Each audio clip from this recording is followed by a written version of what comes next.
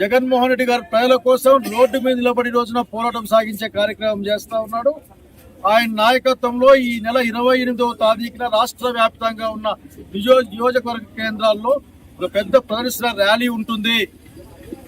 ఈ ర్యాలీ చూసి కూటమి ప్రభుత్వం గుండెల్లో రైళ్లు పరిగెత్తాలి. అసలు ఈ ర్యాలీ గురించి తలుచుకుంటుంటేనే ఆఖరి కనీసం నిద్ర పట్టకూడదు. ఆ గవర్నమెంట్ మెడికల్ కళాశాలల్ని ప్రైవేట్ మెడికల్ కళాశాలగా మార్చడానికి భయం పుట్టాలి ఆఖరికి చంద్రబాబు నాయుడు అతని ప్రభుత్వానికని చెప్పదలుచుకున్నాం. ఇది ప్రజల కోసం, ఇది ప్రజల కోసం చేసే కార్యక్రమం. ప్రజా ఆస్తుల్ని కాపాడే కార్యక్రమం.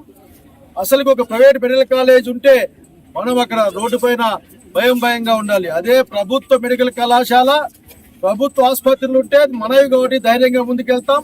ప్రజల కోసం ఈ రోజున చంద్రబాబు నాయుడు మన నాయకుడు పెట్టిన జగన్మోహన్ రెడ్డి గారు పెట్టిన 17 మెడికల్ కాలేజ్ కూడా భవిష్యత్తు ఉంచే అవకాశం లేదు.